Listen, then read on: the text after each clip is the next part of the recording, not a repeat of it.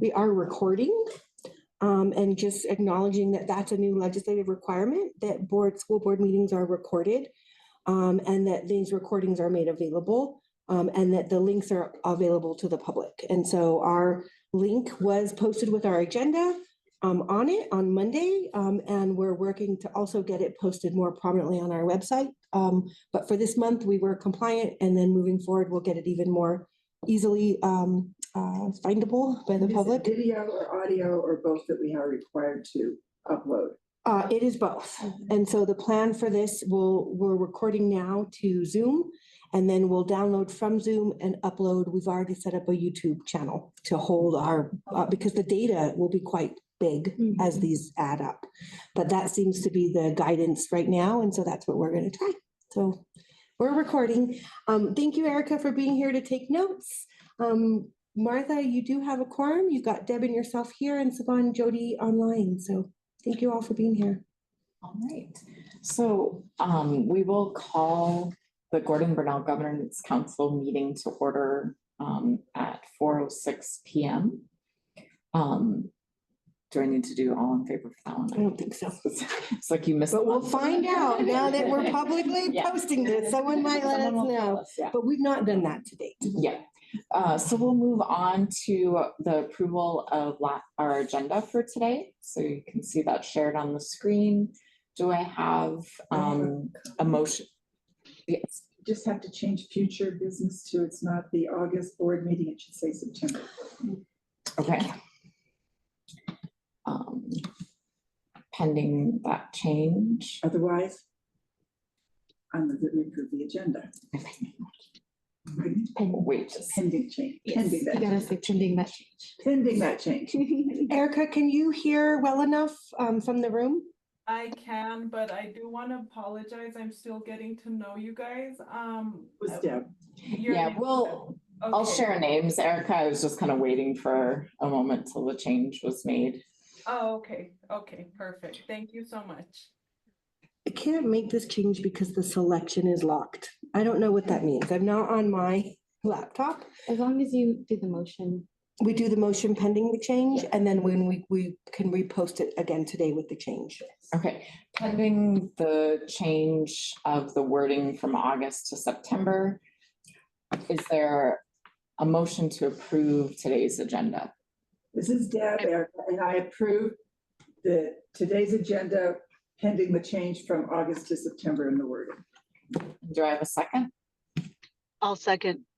Thank you, Jody. All in favor? Aye. Aye. All right, the agenda has been approved for today, and we'll move to the approval of last month's minutes, and it was actually June's minutes. So everyone has been provided a copy. Are there any questions or comments about the minutes for June? Okay. Is there a motion to approve our governance council meeting minutes from June? A motion to approve the minutes from June. Right, thank you, Jody. Do I have a second? I'll second. This is Deb. Thank you, Deb. All in favor? Aye. Aye. We have approved June's minutes. And now we have space for public comments. It doesn't seem like there's any guests joining us today. Any past business? I think any of our past business has kind of been brought up in the director's report and sharing of documents. So we'll move on to current business. So we'll let Sammy share the business manager's report. So we do have 2 packets to go over since we didn't have a meeting last month. So it'll be the June and July financials. The June financials are pretty straightforward, pretty quick. We don't have any bars, but we do have a longer checklisting, I would say. And that's just because we do pay out a lot at June, the end of the fiscal year. You know, we're trying to close out POs and get everything cleaned up. And so I'm struggling We'll on get to this the- computer. It's not my computer. I borrowed it from Denise because mine's at home and nothing is working. Thank you for your patience. And so here's, you'll see we have no bars, so we'll just move on to our financials. You'll see all of our percentages are pretty high, which is great. We spent down very well this year. I know that was a goal of mine and Beth's from the beginning of the year, was to really spend down our reimbursable grants. And I mean, we did a great job. And so everything looks good here. And then just looking at our yearly comparison, of course, June was high because we did purchase the land next door. And so you can see August was when we did the down payment for the building. And then June is now the purchase of the land. And so that creates quite the outlier there. Here with our percentages, I like to point out the function code change, that bottom graph, because that really shows what we're spending in the classroom, the instruction and instructional support. And you'll see for June, it did go down, and that is because of the land purchase. So anytime you have a big capital purchase like that, it's really going to skew our numbers. And so that's why it did decrease. Our liquidity, we are sitting at an 8.65, which is We're still, sitting. we were sitting, I That's should say, June. as of June, at an 8.65, which is great for the school. Again, it did go down because of the land purchase. We have our budget analysis, so same thing as the above analysis, just set up a little bit differently, showing that we did spend, I mean, the bulk of our funding, which is great. Check report, again, this one is a little bit longer just because we are paying out a lot. And so you'll just see all of our payments there, as well as our payroll and payroll liabilities. And then these are just more of those detailed reports. And at the bottom, we do have our bank reconciliation that does tie out right there. Yep. Any questions on June's financials? No? All righty, we'll go ahead and move on to July.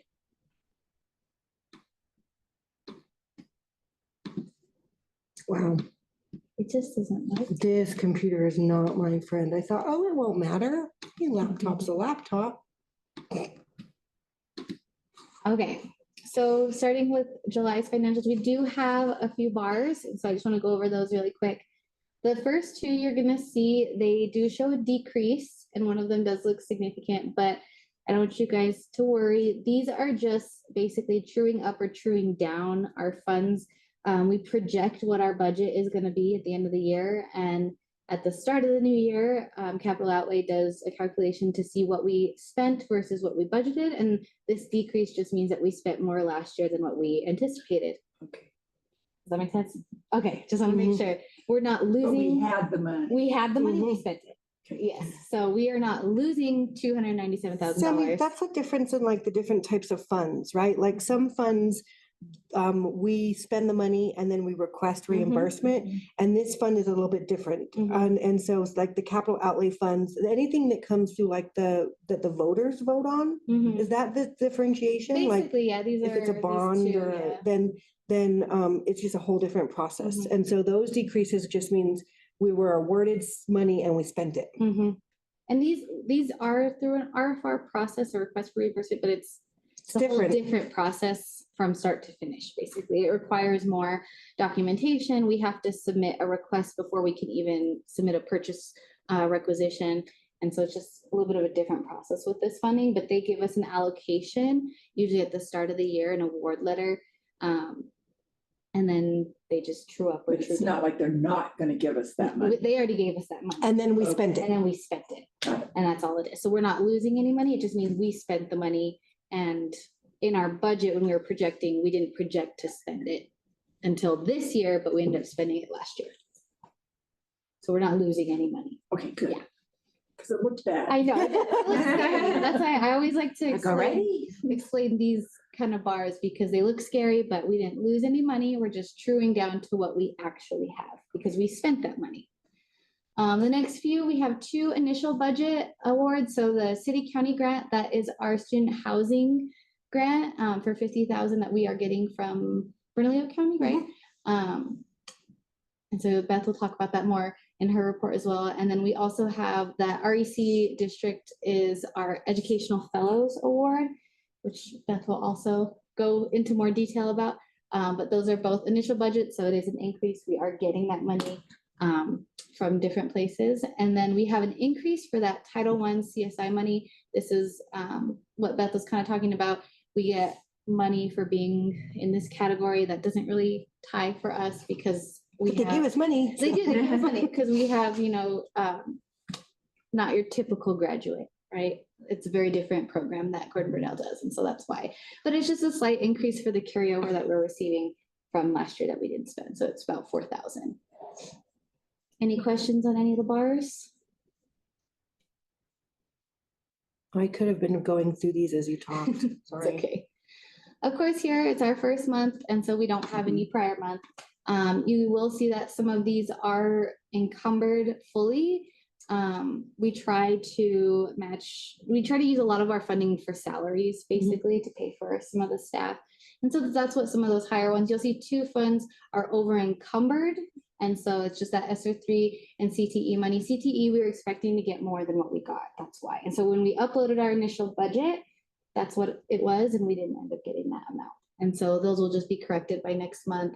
The rest look good. Our food service, you'll see one of them, we have 2 food service funds, and one of them will not be 100% by probably not next month, probably the following month, because I'll have a bar next month for that one, and we are getting an increase in funding. And so it won't be 100% encumbered anymore. And that's because it's 100% free. Everybody gets to eat for free. Yeah, and so it's That's from the 100% feds, encumbered. It's from both, yeah. It's 100% encumbered right now because our budgeted amount was our requisition amount. So we entered appeal for the exact amount of what we have. So that's why it's saying you're 100% spent. It's an interesting thing though, because Eddie, I have a son who is still in a public school and eats lunch, and he's like, well, it's free now. And I'm like, it's not, it's free to us. But the school still, because it's not really free. And so just want to acknowledge that even though the federal NSLP program that we're a part of pays for part of it, and universal free lunch pays for part of it, many schools, it's not covering it. So the law says you have to provide free breakfast and lunch to students, and there's these programs set up to cover that. We've been fairly lucky in that we don't have a lot of students to feed, so we can keep track of what we need to order. But many schools are in a big hot mess over, because they still have to pay for the food, and then they may not be getting the reimbursements to fully cover that, and they can no longer charge for it. So it's tricky, but we're making it work here. Yes, exactly. Any questions on any of the funds? Awesome. Our yearly expenditure comparison. So it's the little green bar. I don't know if you can see it. On that July, we spent less than we have the past few years. We haven't had too many expenses this month. And I mean, we're not planning on making any big purchases at this point. And so we shouldn't see any of those big bar graphs going up. But then you said then we get to the liquidity page. Of course, like I said, I always like to point out this spending in the classroom. Just scroll down just a little bit more. Right there, perfect. For July, we are seeing about 65%, which is solid for a charter school. That's great. And again, as long as we don't have any big outlying purchases, then our percentage should theoretically stay about the same, potentially go up. Usually July, May, and June are our lower months, or because school's ending or school hasn't started, so there's not as many expenditures. As you get throughout the year, it usually goes up. So that looks great. So here's our current liquidity, and we are back at an 11.07, which is great for the school. I mean, the school's doing really well, and like Beth said, that means that we can do more. Like, if we have more money, we can spend more money. So it's super exciting. And again, here's just a breakdown. I like this chart better, so I make Sammy put it in, but it is a repeat of information. It just helps me know what's left. Exactly. Yeah. So just looking at our percentages again, you'll see we're just over encumbered in 2 funds, and but everything else looks good. And then our check report, I did just want to point out this top payment. This is our NIMCR risk. It's our annual risk insurance payment. We pay it at the beginning of the year, every year. So That's what that one is. And our payment actually went down from last year, which is almost unheard of, because the risk insurance premiums actually increased significantly this year, which was a big complaint from a lot of schools, and they adjusted it so that it didn't go up as much. Why did ours go down? Because we're not a risky school. So if you Nice. don't, if you don't We just really have submit, inmates, you know. Half of them are, well, there's not a lot of high risk in that, to be Right, I was honest, gonna like, say. so, and if you don't They're submit already- claims, Mhm. you don't have anything that's happened where accidents or anything, you're not considered a high risk, and we are not considered high risk, which is great, because some schools are. Exactly. I know, because some schools are. But yeah, everything here looks great. And then we just, of course, have our more detailed reports again here that lead into, I'm sorry? 100 pages. I know, on it. 100 pages. And then our bank reconciliation here, everything ties out, and our outstanding is minimal, which is great. And we have no stale dated checks as well. Everything's from June. So Oh, good. everything else has been cashed. You got those two that went forever. Yes, we did. And so everything looks good there. Any questions on either of the packets or anything there? Awesome. All right, let's skip down to a few action items then. Do I have a motion to approve accounts payable and payroll vouchers for June and July? I will motion to approve those accounts. Thank you, Saba. And do I have a second? I'll second. We'll say thank you, Jody, and all in favor? Aye. All right, we have approved our accounts payable and payroll vouchers for June and July. Do I have a motion to approve the bars? I'll move that we approve the budget adjustment requests. Do we have to do them individually, Sammy? Mm-mm. Just do them. Yeah. Mhm. Thank you, Deb. And do I have a second? I'll second that. Thank you, Jody. All in favor? Aye. Aye. All right. And so that concludes our business manager portion. Thank you, Brett, for being here. All right. Look forward to seeing you next month as well. Thank you, Sammy. Take some grapes with you if you want more. They're so cute. Grapes. All right, and so then we'll pass it back over to Beth for the director's report for both June and August. And I am gonna skip some things or move over some things fairly quickly, just because I wasn't at the June report, the June meeting in order to go over the report. But in looking at your board self-assessment and the priorities, I know that you wanted to see and have time to discuss some of the academic framework and some of the student results. And there was quite a bit of that in my June preparation. Man, my words are a little bit struggling, but that's all right. I had thought about maybe introducing Chris Cazone. He's on this meeting. He often attends these. And we removed this student staff member of the month from August as well, just because there are so many items on our agenda. But I'm looking forward to officially introducing him. We'll see more of him and less of his beautiful dog in the September one, because there's some exciting work going on with Chris that I'm happy to share. I'm not going to go much over the purchases. You guys found something in the contracts which was helpful. Inventories actually on the August one. Don't need to talk a whole lot about potential funding sources. There wasn't a lot in there. I did put in quite a few clips about the publicity that we got in this opening, and so that's fun. If you haven't had a chance to go, you might want to look. We're in the paper and in some online in some various places. Won't mention it in the August one, but encourage you to look at the Monday morning memos folder. There's a lot of information in there. So if you have nothing else to do, you can browse through that, but I'll always keep that here. And this is kind of where I wanted to settle from June and just spend a few minutes talking around the academic performance framework. So there was some questions that came up in the finance meeting about our designation as a school. And so that's really about our New Mexico Vistas. And I'll start at the bottom then. This New Mexico Vistas is a website that you can, wow, this laptop is not my friend.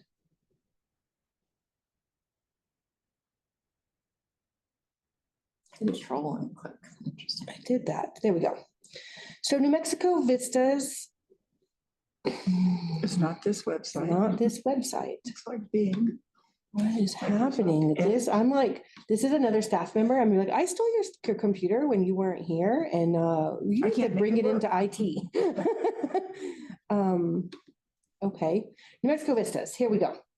So New Mexico Vistas, this is a public site that is maintained by the Public Education Department. And there are regulations in federal, it started in No Child Left Behind by Bush Sr., and it was reinstated. It was updated slightly, but continues in the Every Student Succeeds Act, which is Obama's legislation. But there are requirements in both of those legislative pieces that require states to categorize schools based on their performance and to strategize how they work with those schools based on that performance. And so there is a variety of versions of how the state of New Mexico has done this over the years. The governor has a lot to do with it. Governor Martinez had like a report card, A, B, C, D, and F. Lujan Grisham and her education department have come up with these indicators. Yeah, thanks, Deb. And you can click around in here and see what they're looking at and how they're figuring it out. I thought maybe the indicators would come up easily, but I don't want to spend a ton of time in here, but I do want to get back to ours. You can see that our designation we are an MRI grad school. We are in need of more rigorous intervention because of our graduation rate. We have a 41.7. We have some distinctions. In some ways, we're excellent. We are a community school. So these little badges are things that they're trying to help change the narrative. Sometimes our samples are so small that the data is masked, and that actually, yes. And so, who took the SATs with us? Not enough numbers to be statistically significant in the ways that they're trying to. So it's, the data is what it is, right? How our graduation growth went down 33% when we graduated 75 students last year, which is actually an increase from the year before, is about how old our students are. So when they're looking at graduation rates, they're looking at the 4-year graduation rate. So they're looking at students that graduate by the time they're 18 years old. And the majority of our students are already older than that. They can't go back in time and graduate before they enroll. So these numbers are what they are, but we're categorized based on federal law. They look at lots of other metrics as well. And I just want you to be aware that this is, Vistas, NewMexicoVistas.org. But they did come out with new numbers last spring.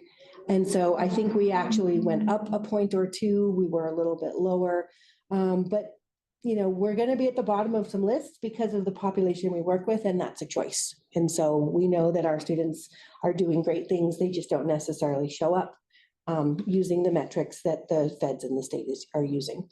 So that's a piece of it. Because we were an MRI school, the PED sent out a team called the SS. Wow, like, why do I have to do this? Oh, I think because it opened up a different browser. Yeah. So rather than going through Chrome. Whatever. I'm just gonna go with the flow here. Yes, it's me. Okay, so the School Support and Readiness Assessment, the SSRA, this was a team from the Public Education Department who came out and visited us because of our designation. So it's been many years since the state has done anything with designations or even claimed that they had enough data to make designations. This is the first time that designations have gone up since COVID. And then for a couple years before that, that was when Governor Martinez left and Lujan Grisham came in. So there was a disillusion of what they were using and a promise to do something new. And then COVID hit and everybody was distracted, right? And so, but now that the VISTA scores are back up, the designations are certified by PED. One of the things that they're doing to respond to that is send out school support and readiness teams to do an assessment. So we had 3 people come out from PED, either full-time employees or contractors. They spent the whole day with us. They talked to a lot of students and teachers and parents. They dug into all kinds of data and asked to see things. They described the school. They noticed some successes, which are nice to kind of look at. They noticed promising practices. And then they identified opportunities for growth. And so these opportunities for growth, you'll then see at the next meeting in our DASH plan, in our strategic planning that we're doing is another piece of this designation. We get visited, we write strategic plans. And so their opportunities for growth will be addressed in that strategic plan. Essentially, their recommendations were that we focus on the curriculum implementation. They were excited to see the curriculum that we developed and invested in last year, but they acknowledge that adopting or creating curriculum is not the same as implementing it with fidelity. And so that was one of their recommendations. And then the other one was for the leadership team to increase its efforts and be more transparent with its tools around oversight and how people are held accountable. They interviewed quite a few staff members and they shared in their verbal breakdown that when staff were asked, how do you know that you're doing a good job or not? Staff were like, and so that's something they want us to work on. They want us to have formalized and transparent tools so that we can have that coaching and feedback cycle a little more present in the minds of our staff members. And so you'll see that developed in our strategic plan as well. Outside of the PDP process. Yes. Outside of the PDP process. And so one of the things that we set up this year are some PLCs. And so this idea that groups are working on similar things and then some oversight, we're asking people to tie in their PDPs, their professional development plans, with their PLC goals, their professional learning community. So did you do some professional development around how I can say it too, professional development communities work? I have my note to myself to ask you that. We are working on that. PLCs. It's an ongoing effort, and it's absolutely necessary. PLCs, professional learning communities, are groups of staff members put together with who then are tasked with understanding data and really reflecting on and helping each other strategize how to improve that data.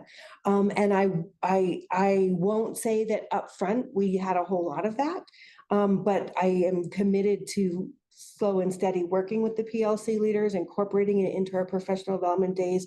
Right now, those spaces feel a little more like meetings led by someone who's in charge of a committee, and it's going to take sustained professional development and some real expectations to help them transition into what a PLC could be. And are you going to do some of those things through your staff meetings? Yes. Read books, those kinds of things, because it's not easy. It's not easy. Teachers aren't good at it.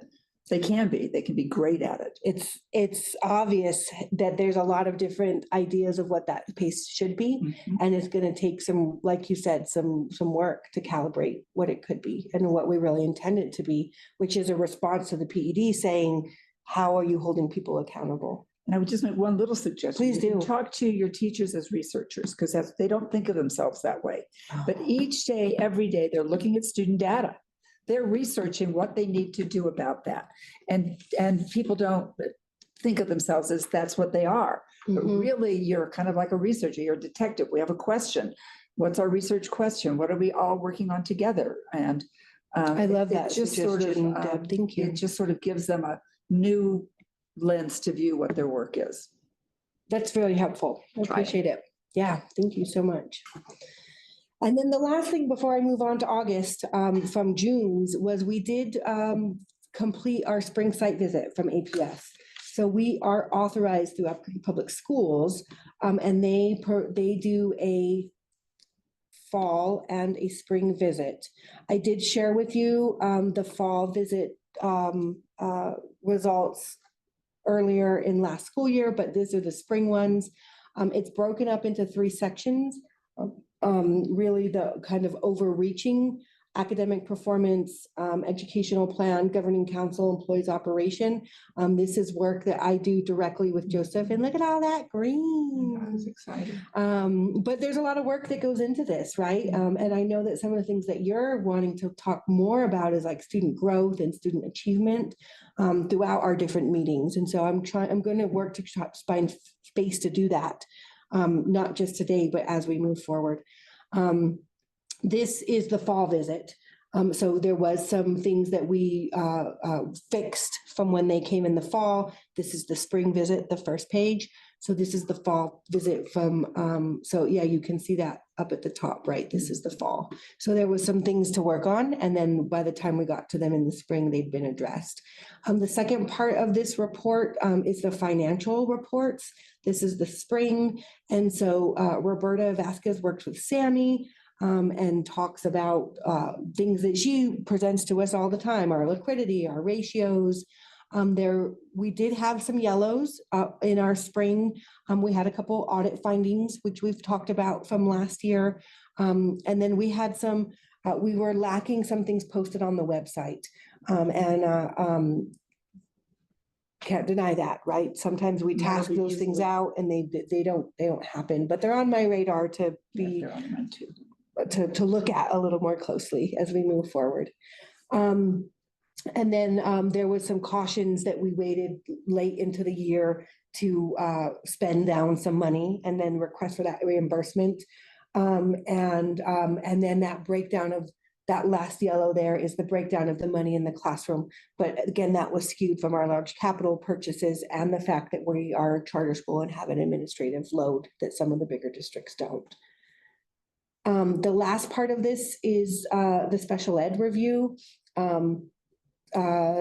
Alicia was rightfully proud of the green and the yellow, given that between 40 and 50% of our students are on an IEP and they enroll out of date, out of compliance regularly, many years since their last IEP, even more since their last reeval. We've never been in the green and the yellow as high as we've been. And so I'm super proud of Alicia and the work that she's doing, not only in providing services to students, but on the compliance side. So overall, this was a really positive report from APS. And I'll pause to answer any questions or, oh, look at that was even the fall. This is the spring. It's all green. So I know she was super proud of that. Because again, our students come in out of compliance. And so it's a tricky balance, because to get in compliance sometimes means doing things without really knowing the student as well as you could. Yeah, But I think doesn't the law say 90 days or something? There's some ridiculously short period of time. you have to get it done. And sometimes you haven't had time to really understand who the kid is. But what Alicia really does is she looks at it in 2 distinct stages. Her first goal is compliance, but then she's not filing it and moving on. She follows up with a lot of, if you look through her records, you'll see a whole ton of amendments, because she'll get in compliant first, and then she'll be calling meetings 3 or 4 months down the road to say, we didn't quite get this right and we need to fix it. And I'm proud of her for that process, because I think it makes a lot of sense. It gets us green numbers, but it also doesn't prioritize just compliance. She does a lot of circling back and making changes that are more appropriate. So She likes paperwork, so. and she likes paperwork, so all for it. Any questions, thoughts, things you want me to go into more deeply as we move forward into other meetings around this?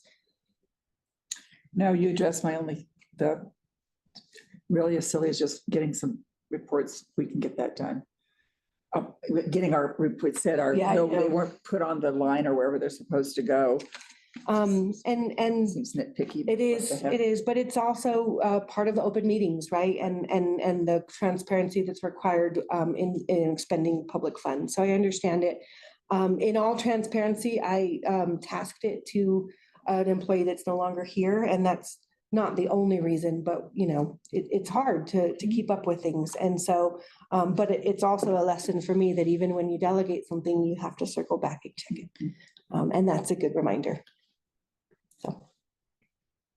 Anything else about June? Because I'm going to jump right into July. We have, August. We have a whole nother director's report to get through. Again, we're not doing staff member of the month. I'm going to go really quickly through some of these and then pause and ask for, if, Martha, do you want me to go through everything and then do approvals, or do you want to do approvals as we talk about them? I would say maybe let's do approvals as we talk, because we have our quorum right now, and just in case somebody has to jump off early or anything like that, just that we've gotten things done as we go. I think I made a mistake. And I want to acknowledge that right now. I think there should be an action item to approve the contracts and purchases over $60,000, not just me sharing them with you. And that's not something on the agenda. So these contracts and purchases that are here will bring back for approval on the next meeting. But there are a few, I don't know that none of them are brand new though. These are not new contracts. These are renewal contracts. And so just to cover our bases, let's get them on the agenda for September. But I also feel fairly confident that you've already seen and approved these in prior meetings. And we have to approve, Beth, this is a question, each individual new teacher as well, their contract? Contracts and purchases. That's a good question. It's not something that we've done in the past, but when I was looking at this, I was like, well, we have new teachers and they're higher than 60,000. And so I will do a little bit of digging on how to really stay compliant with this and then bring that back to the next meeting. But I do think that you're supposed to at least see and understand when I'm engaging with anybody that costs over $60,000. So there's a list. Our building, our business office, and our IT services, as well as 2 new teachers who are over that benchmark, and we'll return to that. Inventory and disposal of property. I can click on those. I can ask questions. This is fairly routine. I don't think that there's anything unusual in there. Just was going to ask you about that though. Do we have some, I saw it, I can make sense. I saw that like we have laptops, Chromebooks, and zero value for those, but then you could download, it would have a desk for $150. What determines what you have to put a price in for and what we don't have to for our inventory, Beth? I just didn't know. That's another excellent question, Deb. And one of the things that I shouldn't look at these things. no, you should look at all of these things. The questions are super helpful and I appreciate them. Inventory is something that I'd like to really focus on this year. I didn't necessarily write it into a goal, but I think that there's been a couple iterations on how we do it, and what is happening. That's a great question. Yep, Jody, I'm realizing we had some chats, but the way that I inherited inventory is the way that I continue it, and I don't think it's best practice. And that is at the end of the year to walk around and see what's there. And what I really would like to do, because we have some pretty fancy software that we utilize from when we're like purchasing things and bringing them in, is to combine those 2 processes. Do you know what I mean? So I think inventory starts when you get the item, not as a response to having to have something in front of the board at the end of the year. But that's going to take some work to kind of look at those processes. We do track things. Sammy has given us some guidance. When something is, I want to say she said $500. So a desk at $150 shouldn't be in there either. Well, Does that make sense? Yeah. But I think that we've inherited some practices and it hasn't been a priority in terms of really organizing what inventory looks like. We do it every year. We go through and we look. Sammy keeps track of our capital assets. So those are things $5,000 or more. And then anything under 5,000 is not considered a capital asset. It's more of a supplier or material. But then there's rules around if it's technology. There's also additional rules around inventory because those things have to be wiped with fidelity before they're disposed of. So there's a whole separate set of rules for those. And it's a little bit of a mess, to be really transparent. And is there anything we as a board can do to help you with this? I don't know. Do you have Think about any it, let us suggestions know. on how you can help? Because I do appreciate the offer. I think part of it is establishing, we've got a larger staff than we've had at least since I've been delegating tasks. Pretty significantly. We brought in new teaching staff, which is great, but we also brought in new administrative support, which is nice.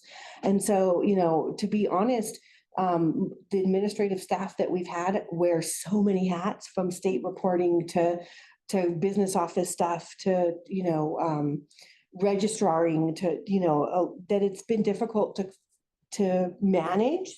I feel that they're Carol and Erica are at capacity, and asking them to support in some of these ways just isn't appropriate. But and we've struggled to have someone really steady at the front desk since Karen decided she's going to grow up and be a teacher someday, and super proud of her. But we've had several people in that position who are key to some of those roles. Our newest hire, I'm super excited about. And so I'm hopeful that with her support, this will be the year that we can dig into some of those other administrative things that have been hard. I just wondered if there was a criteria that said over an X amount, you don't have to include it, under X amount. And so I just there's an electric blanket in there for $37. So I think part of that is leaning towards just acknowledging it when we purchase it, right? So I don't think someone entered that $37, but we're starting to use a software called Sortly, which means when we buy things, it feeds it into an inventory. And then MJ will have to do at the front desk is tell the program where it lives. Okay. But as things are purchased, they'll be entered. That makes sense. Erica does inventory out at MDC, so she's even mentioned in the comments I've entered amounts for items that I know the price for, but we handle inventory differently at each campus. And that was even, now we're at least down to 2 campuses. We've had years where we've had 8 or 9 campuses. And so 8 or 9 people are doing inventory in different ways. And then it all comes in a spreadsheet and you're like, oh man. But any other thoughts about inventory?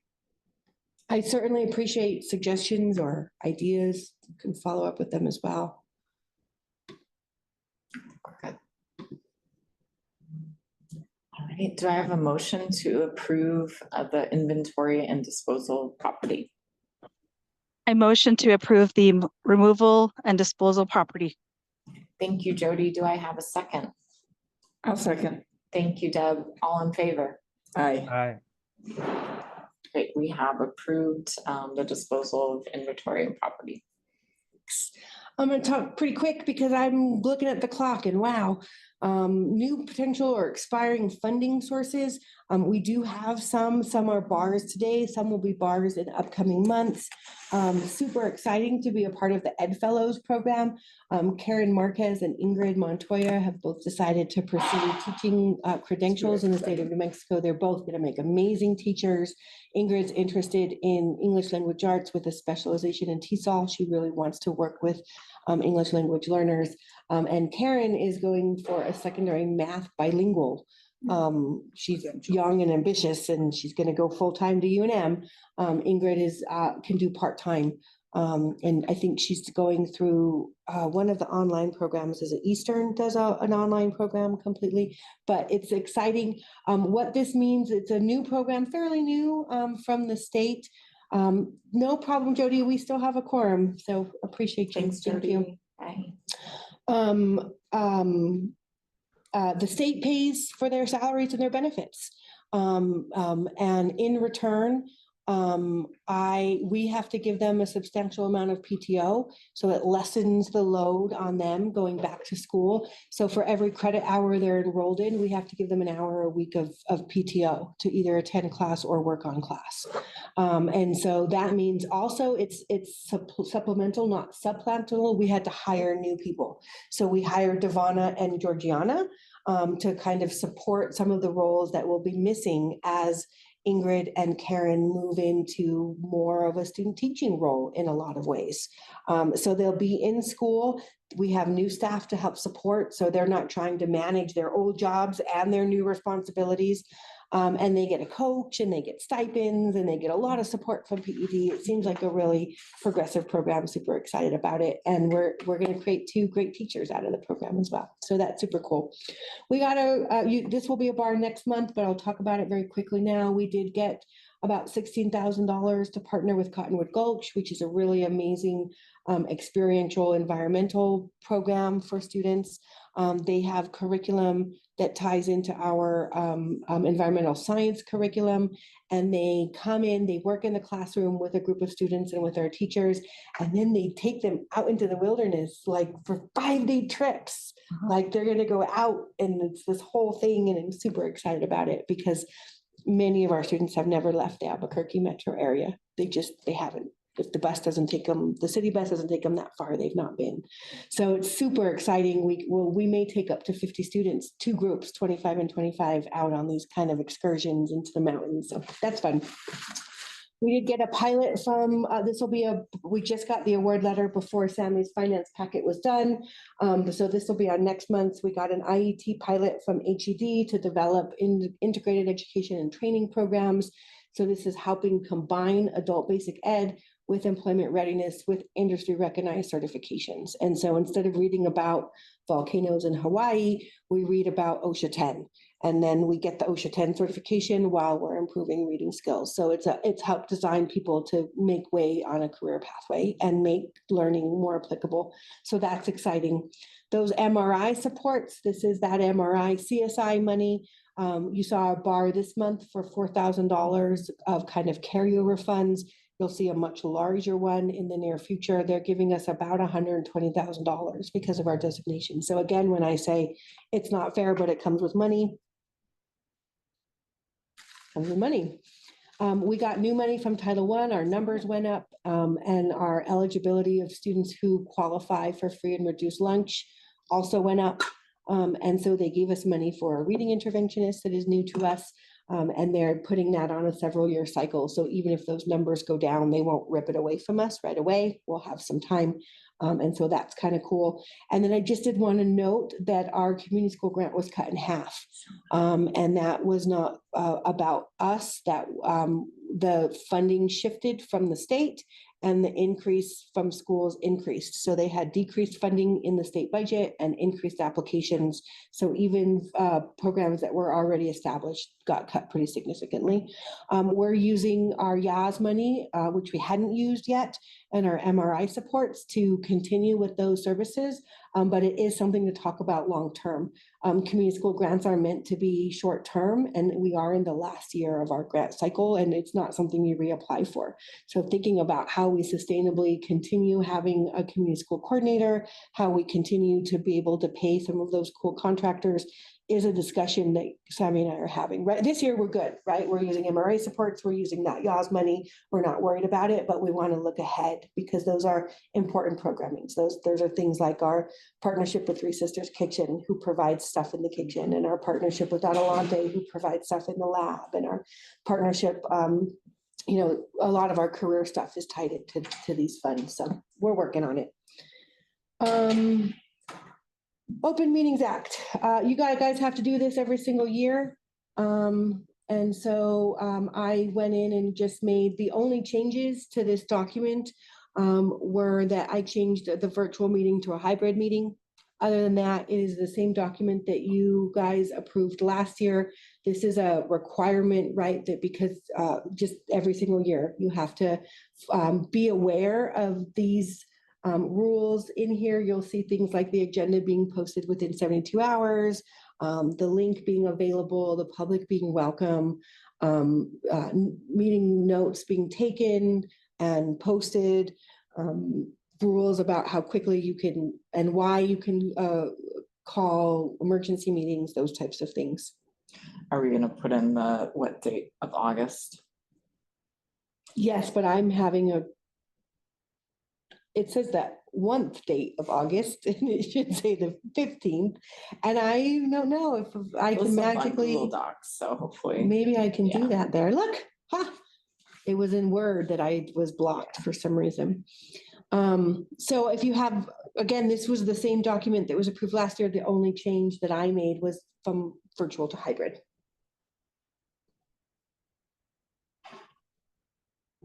I'm glad that we remembered that this year. Me too. That was not problematic, but last Yeah, in previous years. all right. Do I have a motion to approve the Open Meetings Act resolution for the school year 2024 to 25? I motion to approve the I Open Meetings second. Act. Thank you, Sabah, and thank you, Deb, for the second. All in favor? Aye. We have approved the Open Meetings Act resolution.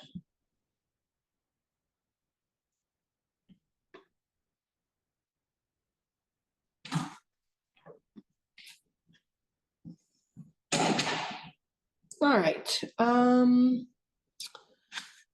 Can't wait to introduce all the new staff members. We have 1, 2, 3, 4, 5, 6. 1, 2, 3, 4, 5, 6, 7 of them. Why did I think there was 8? Did I miss somebody? I don't think so.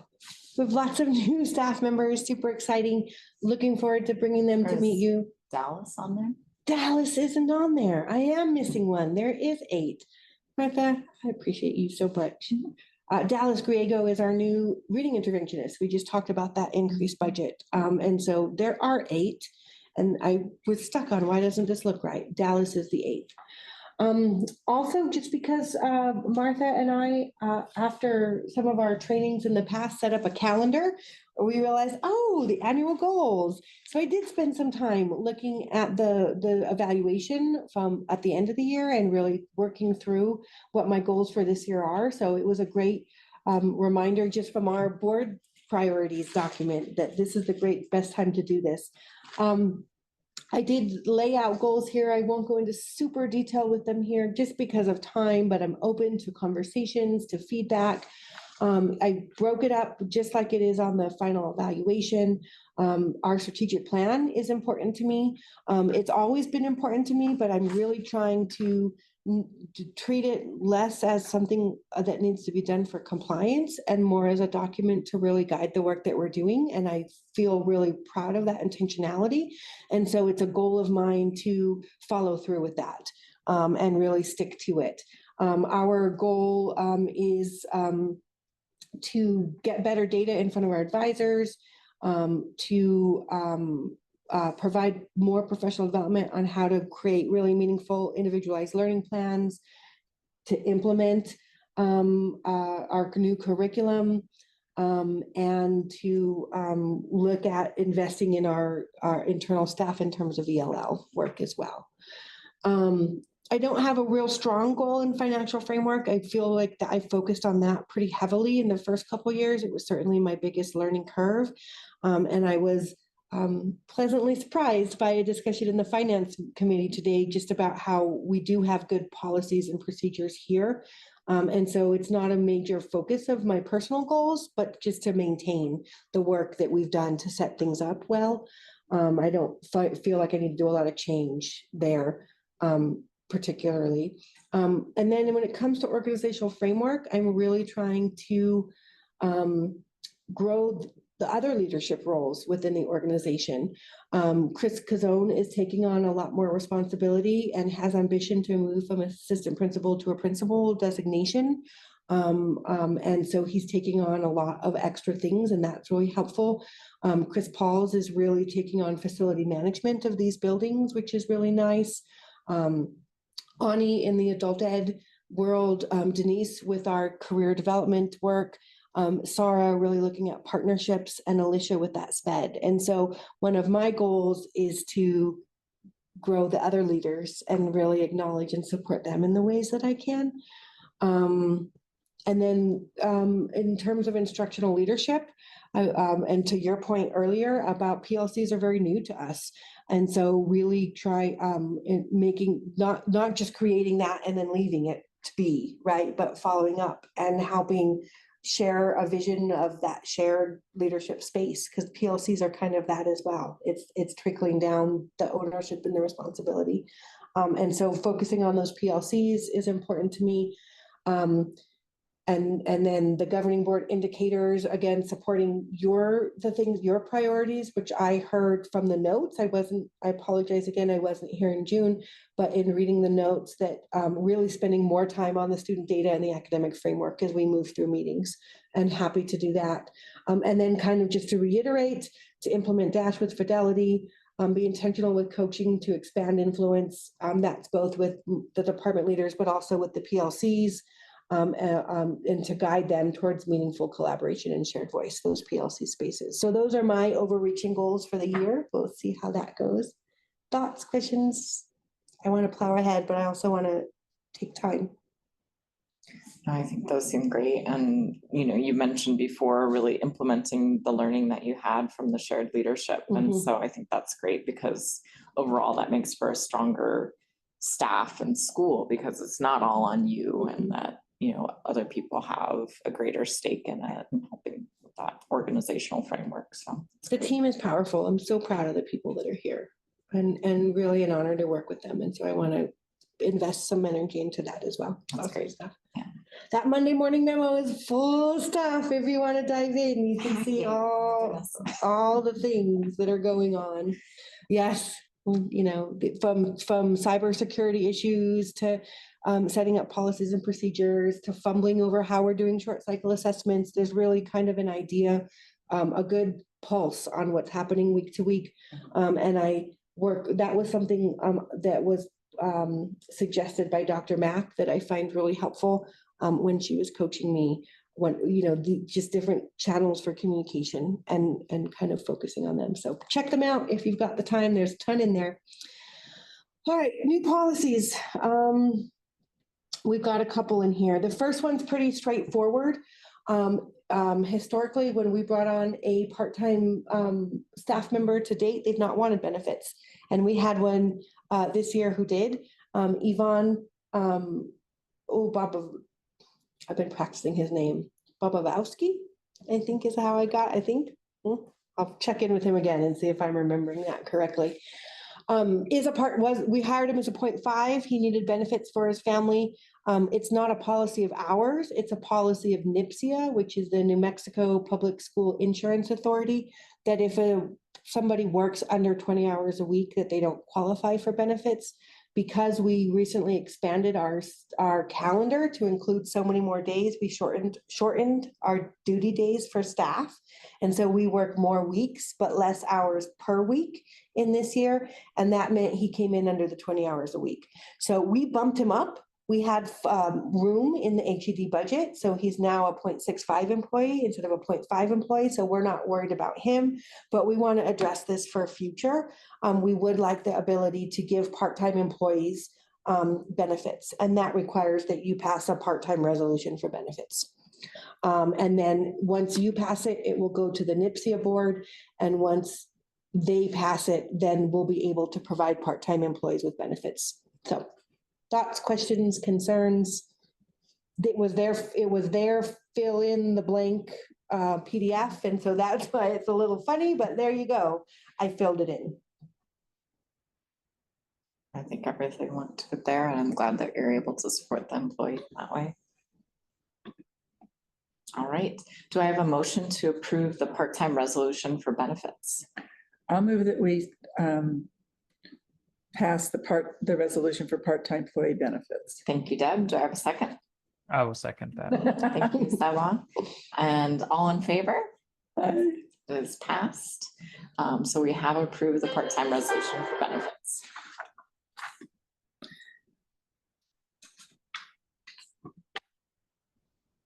All right.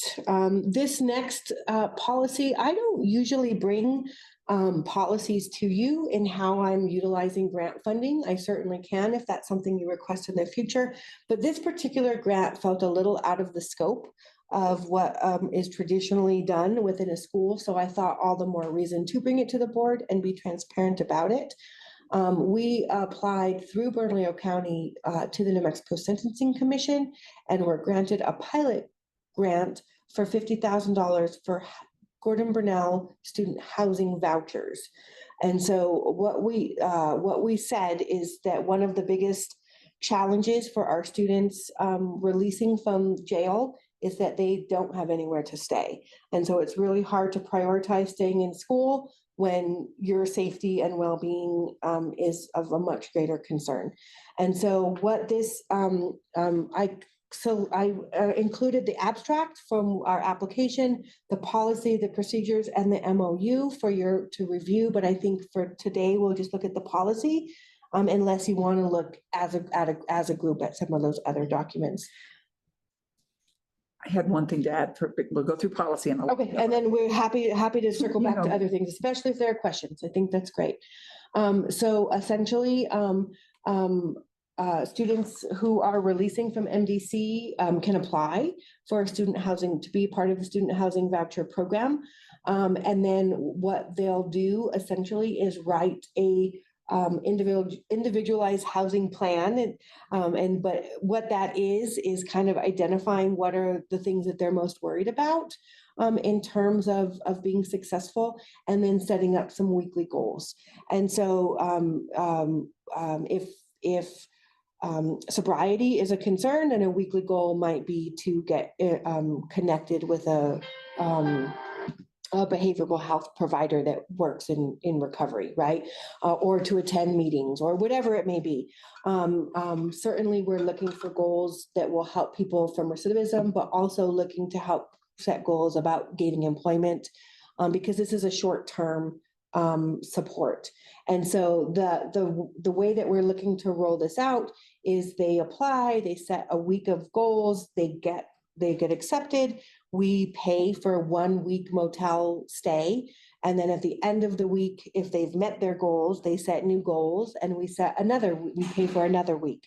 So as long as they're in school, meeting the conditions of their release. This is the third time. they must really want you. This is Beth. I'm okay, Alfred, but I'm also in the middle of my board meeting. I just thought maybe this was an emergency. How can I help you? That's okay.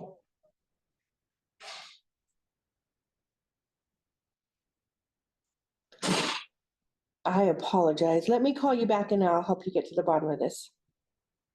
Thank you, Alfred.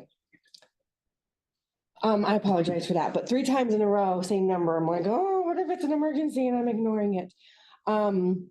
They have to be meeting the conditions of their release. They have to be enrolled in school. They can't get kicked out of the motel. They have to be violating the conditions of where they're staying. And then as long as they're making reasonable progress towards goals, we keep doing a week at a time, with the hope that after a couple months, they've either gotten employment, saved up some money, we can help them get into a place, or they've applied and been accepted to a more structured transitional housing program. Because there are lots. It sometimes just takes a while to get into them. And that's what we're finding. It's those couple of months and then they're gone, right? And then we don't know. By the time the number's up and we've got them into a program, we've lost contact. And so the hope is to retention and incremental steps. And so there's the program overview, the eligibility, and lots of other information here. Deb, you had a question. Well, when you say that they have to follow their rules, whatever, no inappropriate visitors, you have to define what inappropriate means, Beth. Good point. I'm an old teacher. I can't help myself. I like that, and I think that how I see that language changing is not so much about inappropriate visitors, but just about being in compliant with whatever the hotel says. Correct. And that way we're not defining. But the hotel wouldn't care if Joe Schmo came and they got drunk, but maybe for this person, that would be inappropriate. So I think I just think the term inappropriate visitors either has to go or has to be defined. I appreciate that. Okay, that's my first thing. And I'll get a draft out with that change. And just, I don't know which one this is on, I'm a terrorist, but it's by adhering to this procedure, it's under that same procedure. Gordon Bennell School aims to provide structured support to recently released inmates, facilitating their transition to stable housing and to continue education. But I think that what our point is that stable housing is going to support their education. So I think we just need to say to support education, period. I love that. So we, Changing of the inappropriate Yeah. visitors, Get that, rid of it that's or hard to define qualify, that, yeah. right? And not something we want to be held responsible and in we the don't want to moment to say stable qualify. housing and continued education and to support. To continued- support. Yeah, Yep, I love both of those. I'm Okay. happy to make those changes. thank you, Beth. No, I appreciate you taking the time, Deb. Because and this is a providing the move feedback. away from, like you said, I think we have to be careful. I think Mhm.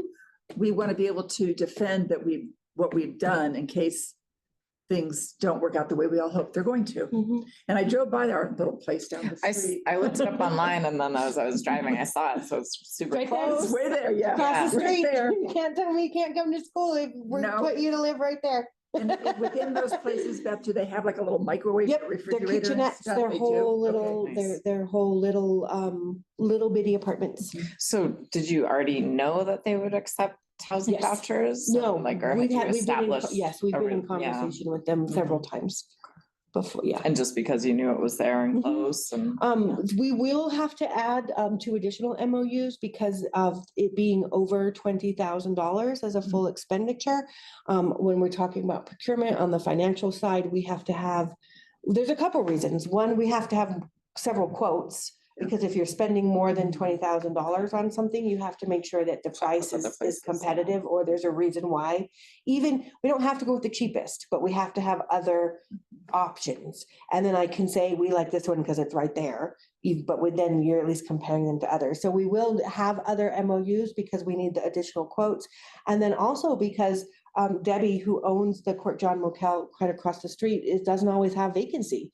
And so if we have someone who really needs, who could really benefit from this, we don't want to be locked into, well, now what? And so Robert Beatty from RFK said he had a couple of leads, and SAR is kind of cold knocking as well, but we're hopeful to find a few other hotels that don't mind participating in this, Yeah, in there are this lots of initiative. places on. There's plenty. It's new, but we will have at least two additional hotels, both for the procurement side and just so that we have a couple in case some place is full. Okay, Beth, you addressed all my concerns. And I'll follow up and get you some updated drafts as well. Thank you. Yeah, before I read it was a hotel, I think that was my first question too, of like, if it's weekly, I was kind of wondering how that would work with like rentals and stuff, if that makes sense. We're doing the weekly motels. Yeah. We're not looking at signing leases with anybody. These are just 1 week stays at the motel at a time. Yeah. With the intention of really working closely with our social workers, with our pathway navigator, with our career coordinator, do you know what I mean?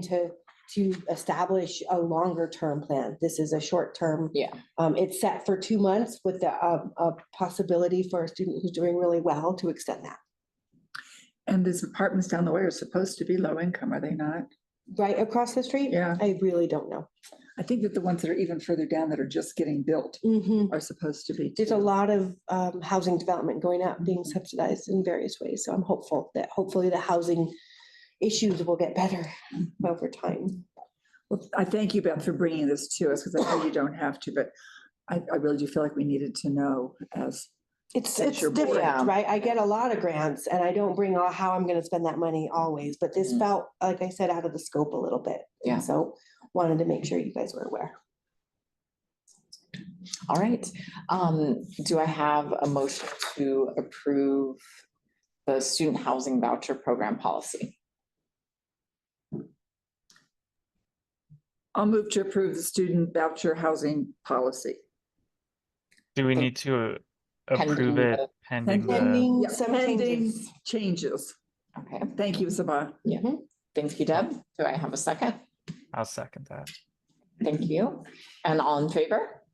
Me and Sabah. Aye, aye. All right. Moving on, I'm gonna go quick through some of these because I think that the ones that really require discussion, we've gotten to or through. But don't stop me if you have questions. We can certainly talk in length about anything. All right, MDC contractors and partners. SAR is really excited, and we have lots of community partners that want to work with our students, not only at this campus, but out at MDC. We didn't have any serious issues, but we have had a pattern that really Chris Cazone and I wanted to address. And we thought that that was best done through policy. It gives us a little bit of teeth in the work that we're doing to say this is policy. And so what this just outlines is that we talk in great deal and take responsibility for not only our employers, but we also have to take responsibility for the contractors that we're bringing into the facility. So this outlines some of the rules and regulations and things that we just need to be upfront with them about. What supplies can be used and not used, how it's monitored, confidentiality of student communications. Inmates, I typically call them students, but I'm using the word inmates right now, right, can be manipulative in how they're passing messages that are inappropriate. And we need contractors to be aware of that, right? Messages from one pod to another is unacceptable.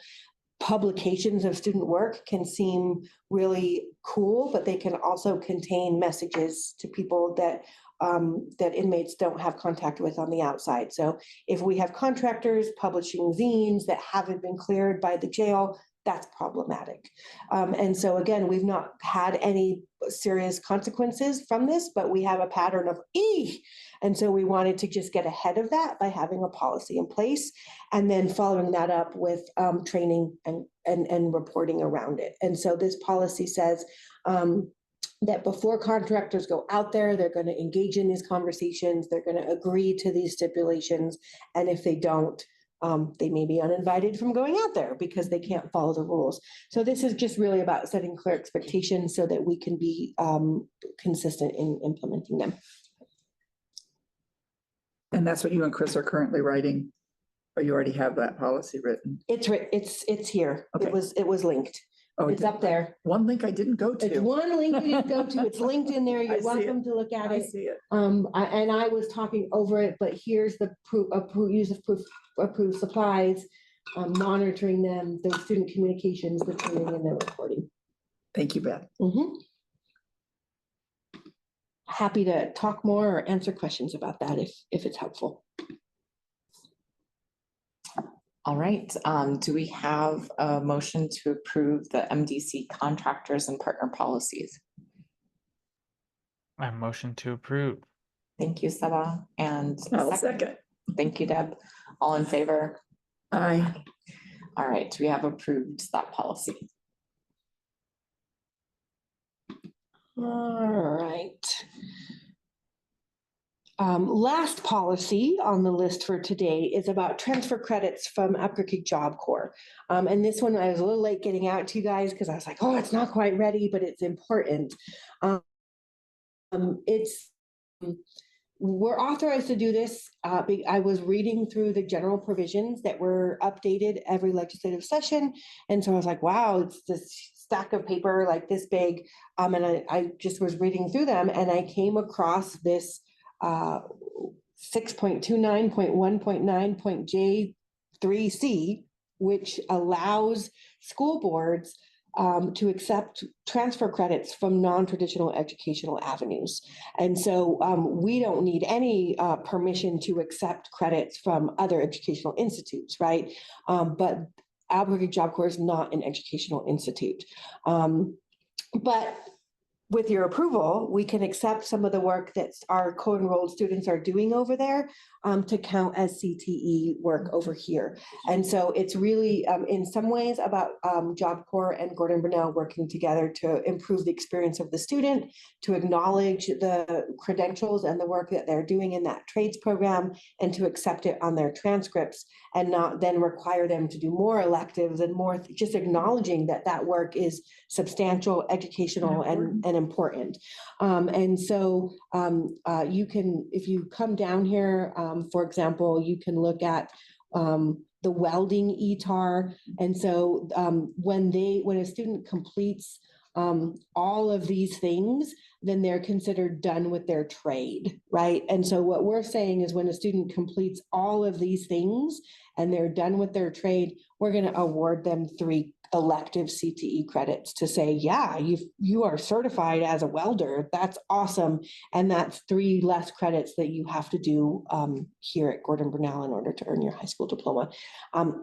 I'll be transparent. It will also help with our CTE data, but this is work that we're often helping our students with while they're here, and that we are really partnering with Job Corps in order, they get support on this campus for that work, and they get support over there for the work that they're doing here. So it really strengthens our partnership. It improves the student experience. It makes them really feel like what they're doing in both places matters in both places. And it won't hurt our data or Job Corps' data. So I'm super excited about the opportunity. There's some description of the process there in terms of, submitting documentation and verifying documentation. And then with your approval, them completing their trade would equal credit, elective credit earned here. And was there a process for, is it about equivalent time that it takes to do 3 credits for finishing? I mean, yeah, we sat down, Denise Harmon, who's now our career development coordinator, but who was a school counselor who did a lot of transcript review. We crosswalked some of the courses. It used to be called the STARS courses, but PED switched to NOVA, so I get caught up on that. But course descriptions in terms of the courses that we're providing credit for are really well defined in the NOVA manual. So we looked at, did they do these things, and felt like with pretty good confidence that completing that work would be like them earning those 3 credits with us through that same progression. It does actually line up quite well. Okay, good.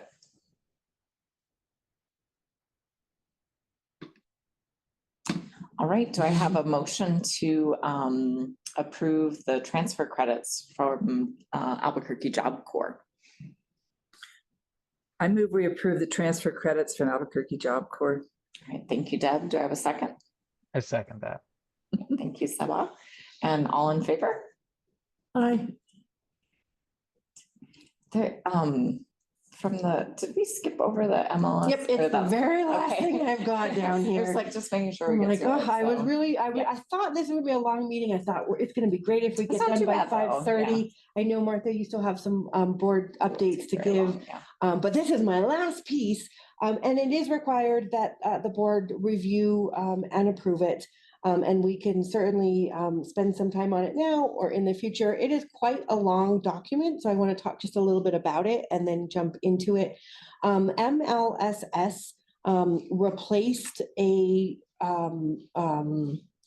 model that PED uses. They used to support something called RTI, and RTI was like I can't see if Sabara can see me or Zoomland people, but it was a triangle, right? And it divided students into 3 categories, 1, 2, and 3. The bottom of the triangle, the biggest part of the base, was called layer 1, and those were services, interventions, however you want, strategies that all students received. Is kind of like your general education classroom experience. And then when you notice that a student wasn't doing well in that space, you would elevate them to that middle part of the triangle. It was supposed to be a smaller number of students. You would engage in the SAT process, a student assistant team. There'd be referrals. There'd be a timeline that had to be followed in that space. And then that team may decide to refer students to the top of the triangle, which was your entrance into special education. So you're really targeted interventions for individuals who qualified for that. And so there was this 3-tiered system. It was called RTI. I actually like MLSS much better. They've stopped using RTI and they've replaced it with the multi-layered system of supports. And the visual is not a hierarchical triangle that you have to take steps up, but it's all these interlocking circles. It's like a bunch of Venn diagrams. And it's the idea that circumstances will require different levels and types of intervention. And a student may be doing well in this circle, and then something happens and they need an extra layer of support. And so sometimes some students may be getting multiple layer circles of support at the same time, and that may need to be consistently followed through in order for them to succeed, or a student may need some support and then not need that support. And so it's a much more flexible way to think about how students qualify for supports.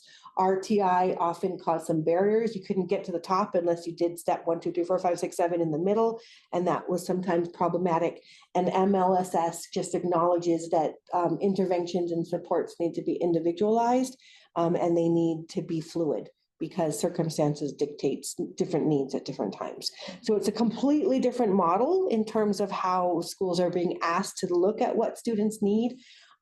Our individualized learning plans and what we do aligns very well to the MLSS. A lot of the supports that used to be only available for special ed students, we've always had extra social workers. We've always had services that are available to everybody. What is required that we do annually and that you review is our self-assessment. And you rate yourself based on these different areas, layer 1, layer 2, layer 3, school support. It's funny because there's those layers again. So anyhow, it's in transition, right? Different school supports, family engagement. When we engaged in this self-assessment, we found that our lowest scores were in family supports. And so we're really thinking about, we've thought a lot that I think that there's been a misconception that our students are alone in the world, and they're not. A lot of them have really deep and dedicated support systems. And so how do we involve families more? Even our families out at MDC, there was an email that went out this morning. We're finally back up our broadcast, our ability to send out like mass messaging, required getting MJ retrained and access and those things, but she's in there. And so how do we, as new students enroll at MDC, ask, is there someone that you want us to invite to community events? And keeping those contact list updated so we can invite MDC families to the open house here, those types of things. And so we're thinking more about that after this self-assessment. And then our other low category, you can see this goes on and on and on and on. Our other lowest category in our self-assessment was in structured literacy. And so again, that's about doubling down on the curriculum implementation that we've been talking about in other spaces. And you have a reading interventionist. And I have a reading interventionist, and I have an ELA PLC, and eventually those things are going to kind of come together. And so, yeah, I think you should be proud, Beth. I looked at that when you've got over 4 out of your 7 categories. We were like 2.8. That's high. That's good. And only 2 were below 2.5. So I think, and 3's top. So what are you going to do? Right. I think you should be really proud of that score. Thank you. I appreciate it. It is a self-assessment. So sometimes we need other data to support, I think it's true. But I think we do a good job of supporting students at an individualized level. And that's what MLSS is all about, is making sure that your supports align to the needs of students, and that you're not just saying, well, we do this for everybody. What are you doing for each individual? And so we are strong in that. It's how we're set up. We've been working on it for years, so it feels good. Yeah, that's great. That's the last action item. It is actually F on the agenda. All right. Do I have a motion to approve the MLSS self-assessment? I'll motion to approve the MLS self-assessment. Thank you, Saba. And do I have a second? Thank you, Deb. All in favor? Aye.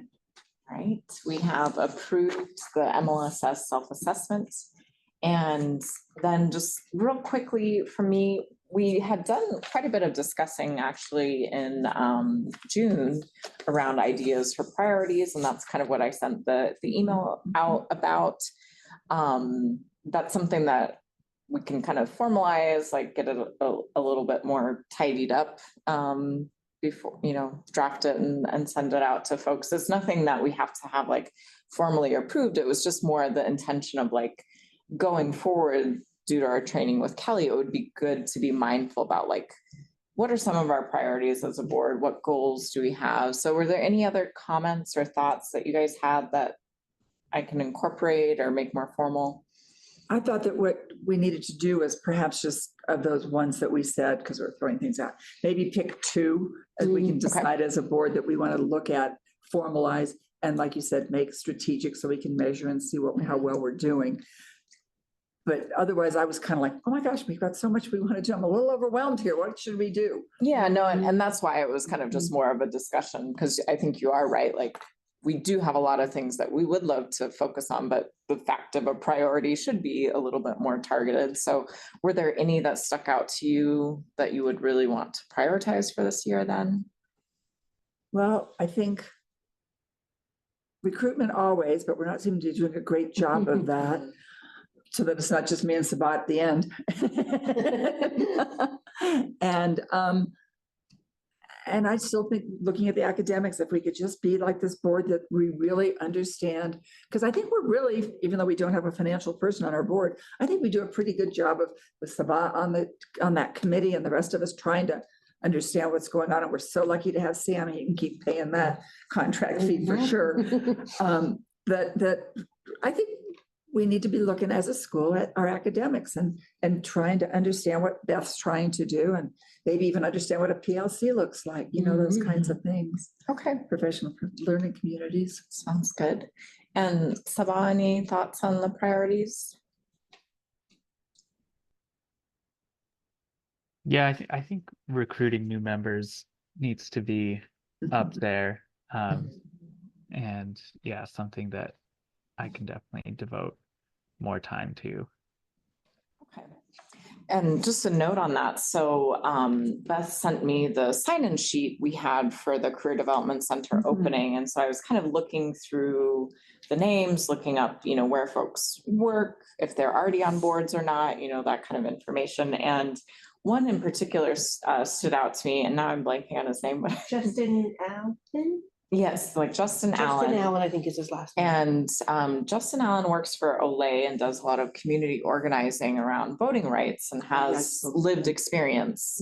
And so I haven't reached out to him yet, but I did think that it might be a good idea if he is interested and available to be on the board, to have someone with lived experience who is very passionate about advocating for this community. So I will reach out, share with him the job description that we have, see if he's interested. And then it could be something that, Jody and I have a conversation with him, ask for a resume, look at that, and then we would bring it to the board should it go that way.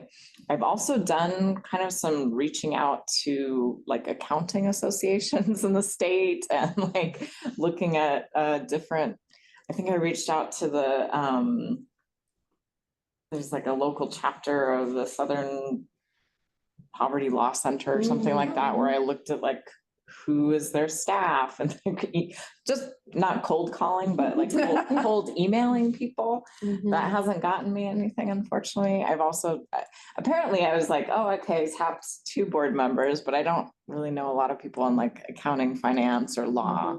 But I'm going to, I was thinking I'll ask a few more people that I work with. I'm continuing to kind of reach out and look, because I think especially with Justin, with the lived experience, we still really need to focus on like the finance law portion of it for a second board member.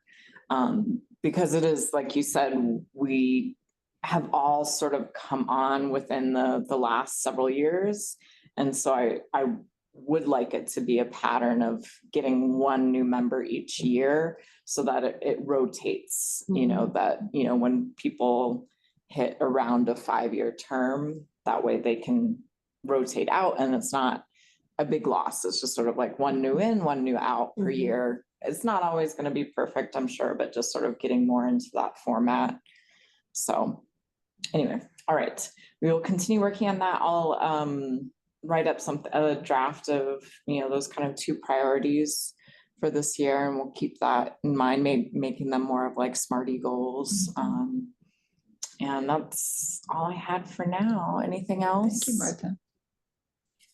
Martha. I know Justin pretty well just from working at the ACLU, and Yeah, he's actually he's on a board that I put together for the ACLU as well, and he's Oh, okay. really good. He's a good voice there. Knowing him and his schedule, like he does get tapped often to like Mhm. be on boards and to be a representative of directly impacted people. I know that he was very excited though to work with Gordon Brunel's school, I think in his capacity as OLE organizer. He runs he's getting off the ground like a civic engagement education program where It's he'll pretty actually cool. go into he'll actually go into like prisons across the state and teach people about civic engagement and all that entails. So I think he'd be a great addition. And I also know that his he's tapped often to do things. So Yeah, okay. Since you know him better, would you mind reaching out to him about the opportunity? Do you still have like a copy of the job description? I can resend it to you if do. you need a. Yeah, I still have it. Sure. Okay. And Saban, maybe he knows someone, because there was a colleague that he came here Mhm. with, who I sat next to, whose name I can't remember, Mhm. who might be less tapped and maybe as excited. He might have a Yeah. recommendation. Yeah, that's a great idea as well. Can't think of that woman at all. I wasn't ever gonna forget her name. Okay. Great. Well, just future business, our next board meeting is September 19th. And if there's anything else in between, email Beth or I. Mhm. And do I have a motion to close the Gordon Burnell Governance Council meeting for August at 5:35 PM? Do I have a motion? So moved. Thank you, Deb. Do I have a second? Seconded. All right, we have officially all closed in our meeting favor. at 5:35 PM for our August meeting. Thank you. Before I go, I wanted to I'm leaving the ACLU this week. After working there for 2 years, I accepted a job with Trout Unlimited. So that doesn't change my capacity to be on the board or anything, but wanted to let you all know that I'll be working. Congratulations. Congratulations. Yeah. Thank you.